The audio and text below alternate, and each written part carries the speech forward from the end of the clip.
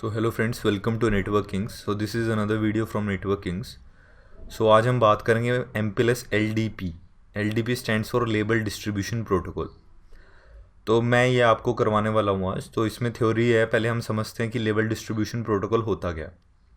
तो जैसे कि आपको पता होगा, MPLS के राउटर्स अगर हम लगाते हैं, अगर हम उन पे MPLS रन करते हैं तो वो लेबल्स लगाते हैं, राइट। तो MPLS अगर लेबलिंग करता है तो सोर्स टू डेस्टिनेशन वो इजीली जा सकता है। MPLS एक नई टेक्नोलॉजी है, वो पहले की वीडियो में बना चुका हूँ कि व्हाट इज़ MPLS। तो सबसे पहली बात कि MPLS जो होता है वो does not exchange labels automatically, अपने आप लेबल एक्सचेंज नहीं करता। तो उसको चलाने के लिए क्या चाहिए? LDP is a protocol that automatically generates. तो LDP प्रोटोकॉल जैसे ही आप रन करते हैं, जो हमें रन करना पड़ता है, तो वो अपने आप लेबलिंग करता है राउटर्स के ऊपर, राइट। तो हर एक राउटर अपने अपने प्रीफिक्स के साथ, जैसे इसके पास, इस राउटर के पास कोई एक नेटवर्क आ रहा है नीचे से 10.1.1, तो इसके ऊपर एक लेबल लगा देगा 53 फॉर एग्जांपल। तो ये आगे जाएगा, फिर ये राउटर इसका लेबल स्वैप कर देगा, मतलब चेंज कर देगा। जैसे 53 था उसे 63 में कन्वर्ट कर देगा। तो ऐसे ही लास्ट राउटर। तो पहले एक प्रोटोकॉल है जो सिस्को का है, tag distribution protocol, TDP। But वैसे ही है जैसे आइट और .1Q इनकैप्सुलेशन होती थी, बट ISL वाली जो होती है वो यूज़ नहीं होती, अब .1Q चलती है। तो ऐसी LDP स्टैंडर्ड प्रोटोकॉल है, बट अब सिस्को भी LDP ही रिकमेंड करती है। टैग डिस्ट्रीब्यूशन प्रोटोकॉल आपको बहुत कम देखने को मिलेगा।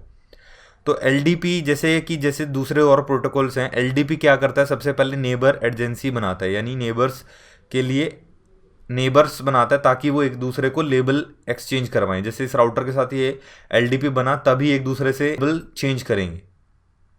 तो जैसे कि मोस्टली जितने और प्रोटोकॉल्स हैं, जैसे OSPF, EIGRP, वैसी नेबर एजेंसी बनती है। बस इसमें एक फ़र्क ये है कि सबसे पहले ये UDP का पैकेट भेजता है। ये क्या भेजता है? UDP के लिए पैकेट भेजता है, टू डिस्कवर द नेबर्स। ये UDP का पैकेट भेजेगा नेबर्स को डिस्कवर करने के लिए। हेलो मैसेज जो जाता है आपका, ये UDP के थ्रू जाता है, ठीक है। जैसे ही वो बिकम नेबर्स बन जाते हैं तो उसके बाद ये TCP कनेक्शन बना लेते हैं अपने आप, राइट। तो दोबारा से मैं बता रहा हूँ, सबसे पहले ये UDP के थ्रू एक हेलो मैसेज भेजते हैं। तो ये जब दोनों आपस में नेबर्स बन जाते हैं, फिर उसके बाद एक नेबर्स के लिए TCP कनेक्शन बनता है, जिससे हम एक्सचेंज करते हैं पूरी अपनी एक नेबर लेबल इन्फॉर्मेशन, लेबलिंग वाली इन्फॉर्मेशन, ठीक है। जैसे कि नीचे आपको वायरशार्क का कैप्चर दिख रहा है, जैसे दो राउटर्स के बीच में, वायरशार्क के बीच में क्या चल रहा है। सबसे पहले जो LDP है, इसका पोर्ट नंबर क्या? 646, और डेस्टिनेशन पे भी 6046 ही रहेगा, क्योंकि दोनों साइड क्या चल रहा है? LDP, right. तो LDP के भी ये हेलो पैकेट का कैप्चर है, पहली बात। तो इसमें LSR ID आपको दिख रही होगी। LSR ID क्या है? एक यूनिक ID है, जो जैसे कि हमारी राउटर ID होती है OSPF में, ऐसी इसमें LSR ID आती है कि किसने पैकेट लेबल लगाया है या किसने एक्सचेंज किया है, ठीक है। तो ये होता है इसके अंदर। और इसमें एक और चीज़ है, जो इसका मल्टीकास्ट एड्रेस होता है, वो क्या होता है? 224.0002, ठीक है।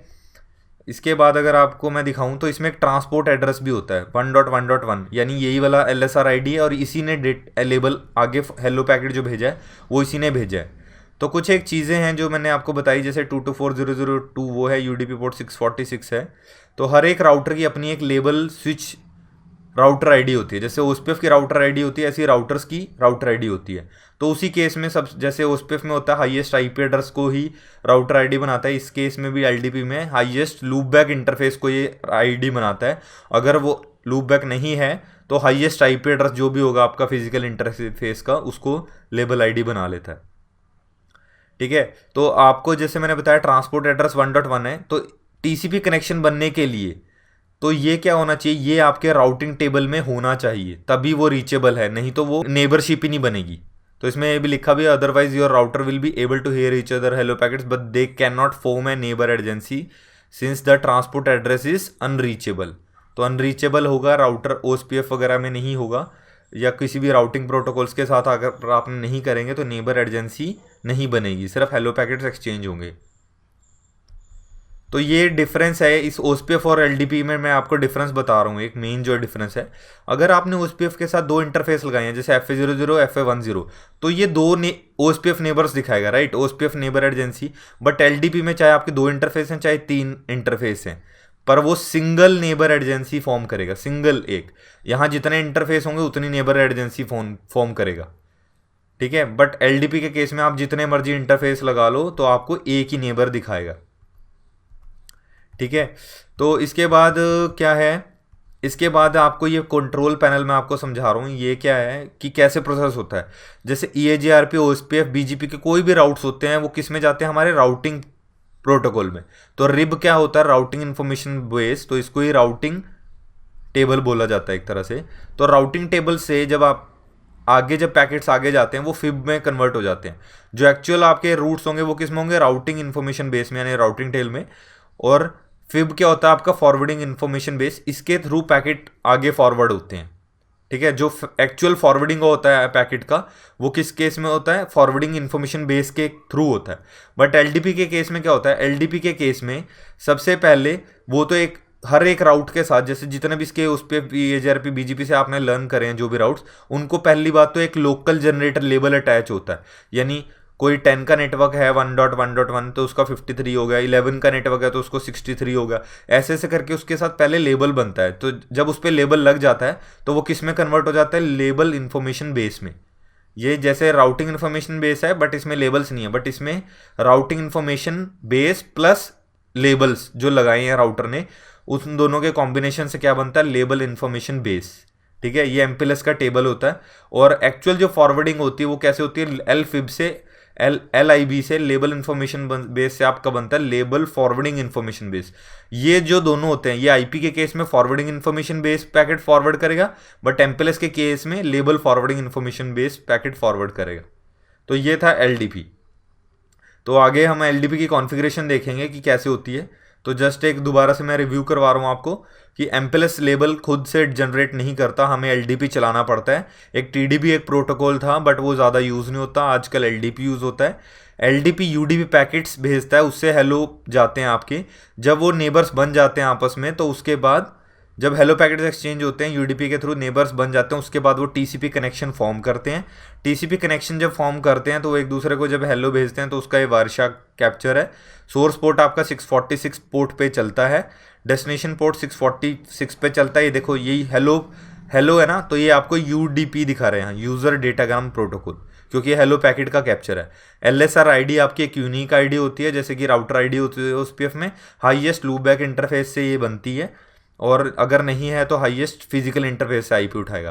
ट्रांसपोर्ट एड्रेस ये है कि किसने ये हेलो भेजा है, ये 224.0.0.2 पे चलता है। Label switch router ID unique ID होती है, ठीक है। तो अगर आपके पास जो ट्रांसपोर्ट एड्रेस है ये TCP कनेक्शन बनाने के लिए यूज़ होता है, बट अगर आपका ये LDP ये ट्रांसपोर्ट एड्रेस रीचेबल नहीं है, किसी भी राउटिंग प्रोटोकॉल में आपने एडवर्टाइज नहीं किया हुआ, तो वो क्या होगा, सिर्फ हेलो एक्सचेंज होंगे, नेबरशिप नहीं बनेगी। OSPF वगैरह जैसे और LDP में फ़र्क ये है, आप जितने मर्जी नेबर बनाई जो OSPF में उतनी ही नेबर्स आपको वो शो करेगा, बट LDP में आप जितने भी इंटरफेस लगाओगे you will get only 1 neighbourship, ठीक है। इसके बाद राउटिंग इन्फॉर्मेशन बेस जो आपके EAGRP OSPF BGP है, जो पैकेट्स फॉरवर्ड होते हैं वो फॉरवर्डिंग इन्फॉर्मेशन बेस से होते हैं। LDP के लेबल फॉरवर्डिंग इन्फॉर्मेशन बेस से होते हैं। जैसे ही LDP आप रन करते हैं, हर एक रिब के साथ आपके लेबल्स लग जाते हैं और वो किस में चले जाते हैं, लिब में, लेबल इन्फॉर्मेशन बेस में। लेबल इन्फॉर्मेशन बेस से आपके लेबल फॉरवर्डिंग इन्फॉर्मेशन बेस में चले जाते हैं, और फिर MPLS लेबल लगता है फिर हटता है। तो ये आपका पूरा प्रोसेस होता है लेबल डिस्ट्रीब्यूशन प्रोटोकॉल का। So thank you guys. मैं इसके बाद आपको एक कॉन्फ़िगरेशन का वीडियो डालूंगा, हाउ टू इम्प्लीमेंट और how to configure MPLS LDP। So thank you guys. और अगर आपने पहले के बेसिक्स नहीं देखे तो एक फर्स्ट वीडियो बना रखी है MPLS नेटवर्क की, तो आप उसे सर्च मार सकते हैं। सो फ्रेंड्स, आप हमें फेसबुक पे लाइक भी कर सकते हो, ये है facebook.com network then kings SS, so you can also search network Kings. तो जो भी आप वीडियो देखते हैं उसकी डिस्क्रिप्शन में भी गिवन होता है। तो अगर आपने पूरा कोर्स ख़रीदना है, जैसे CCNA 2200-120 लेटेस्ट जितना भी करिकुलम है, तो CCNA या CCNP का भी बना रहा हूँ मैं। तो ये जितनी भी पूरी टोटली वीडियोस हैं ये सारी की सारी इसमें डाली हुई हैं, स्टैटिक राउटिंग, और क्योंकि आपको सर्च नहीं करना पड़ता, और इसमें सारी वीडियोस मोस्टली डली हुई हैं। और ये जस्ट $10 का कोर्स रखा गया है, इट्स अराउंड 660 रुपीज़ ओनली। तो आप ये Udemy एक वेबसाइट है, ये भी डिस्क्रिप्शन में हमेशा डालता हूँ कि आप यहाँ से ख़रीद सकते हैं, नहीं तो Udemy पे आ जाके आप सिंपल सर्च कर सकते हैं CCNA हिंदी, राइट। तो कोई भी किसी को क्वेश्चन होता है तो आप मुझे कुछ क्वेश्चन पूछ सकते हैं। वेबसाइट है networkkings.org, और आस्क के क्वेश्चन में जाएंगे आप। आस्क के क्वेश्चन पे जैसे ही आप फेसबुक या किसी के थ्रू या यहाँ सिंपल साइन अप करोगे, यहाँ से यूज़र नेम, ईमेल और समथिंग, तो जैसे ही आपका अकाउंट बन जाता है तो आप अपना कोई भी क्वेश्चन आस्क पूछ सकते हैं यहाँ से। तो जैसे मेरा अकाउंट है, तो जैसे मैं साइन इन करता हूँ तो यहाँ से कोई भी क्वेश्चन होगा आपका, तो आस्क के क्वेश्चन पे करोगे तो आप कोई भी आपका क्वेश्चन है तो आप पूछ सकते हो। बस आप CCNA का क्वेश्चन है, CCNP, ये आपने सेलेक्ट करना है। तो यहाँ पे क्वेश्चन, यहाँ पे आप उसका डिस्क्रिप्शन। इसके बाद अगर आपको पर्सनल ट्रेनिंग लेनी है, लाइक पूरा CCNA CCNP करना है कोर्सेज़ का, तो ये मेरा फीस स्ट्रक्चर है। तो काफ़ी लोगों को अगर ये ज़्यादा लगता है, बट फर्स्ट ऑफ ऑल ये 1-on-1 ट्रेनिंग होती है, इसमें मुझे अकेले को पढ़ाना पड़ता है, तो इसलिए फ़ीस स्ट्रक्चर मैं ड्यूरेशन ऑफ आवर्स का लेता हूँ, क्योंकि 45 डेज़ अगर मैं करा रहा हूँ तो लगभग 45 आवर्स या 45 इंटू 1.5, क्योंकि 1.5 घंटा रोज़ पढ़ाना पड़ता है, तो उसके हिसाब से है। तो अगर आप ग्रुप्स में हैं, जैसे 4 स्टूडेंट्स हैं, 5 स्टूडेंट्स हैं, तो उसकी फ़ीस कम होती है थोड़ी। और अगर आपको ट्रेनिंग ग्रुप में करनी है और आपके पास फ्रेंड्स नहीं है तो आप मुझे कांटेक्ट कर सकते हैं। तो जितने लोग मुझे कांटेक्ट करेंगे तो मैं उनका एक ग्रुप बना दूंगा, और फीस स्ट्रक्चर उनका जितना कम हो सकेगा उनके हिसाब से मैं रखूँगा। सो thank you guys for watching. और कोई भी लेटेस्ट अपडेट होता है तो उसके लिए आपको यूट्यूब, जो भी नेटवर्क किंग्स, तो यहाँ से आप इसे सब्सक्राइब कर सकते हैं। तो मुझे बहुत सारे क्वेश्चंस आते हैं यहाँ पे, देखो यूट्यूब में कमेंट्स आते हैं कि मुझे ये चाहिए, रिवर्जन प्रैक्टिकल्स कहाँ पर हैं, ये मिल नहीं रहे हैं। बट अगर आप ये कोर्स देखें तो इसमें ऑलरेडी सारा कुछ डला हुआ है। ये देखिए, रिप बेसिक्स, रिप इंटरमीडिएट, ये सारे जो भी हैं। तो काफ़ी लोगों को यूट्यूब पे सर्च करते हैं तो बहुत सारी और भी वीडियोस आ जाती हैं, तो इसलिए हैक्टिक हो जाता है सर्च करना। तो इसलिए सबसे आसान यही है कि एक बार $10, क्योंकि इसमें जितने भी अपडेट होते हैं वीडियोस के मैं इसमें डालता रहता हूँ, तो बहुत सारे क्वेश्चंस आते रहते हैं। तो बेस्ट यही है अगर आप क्वेश्चन यहाँ पे डालेंगे नेटवर्किंग्स पे, क्योंकि यहाँ पे इजीली हम देख सकते हैं कि किसने क्या क्वेश्चन डाला है। देखो, how to configure SSH in Cisco switch, different NIC, जो भी आप CCNA के पुराने क्वेश्चन है, आप CCNA का फिल्टर लगाओगे, CCNA के जितने भी क्वेश्चन है वो सारे आ जाएंगे। So difference NIC and MAC for different services, what is socket in networking. तो ऐसे ऐसे करके आप ये चीज़ें फॉलो कर सकते हो। Thank you guys.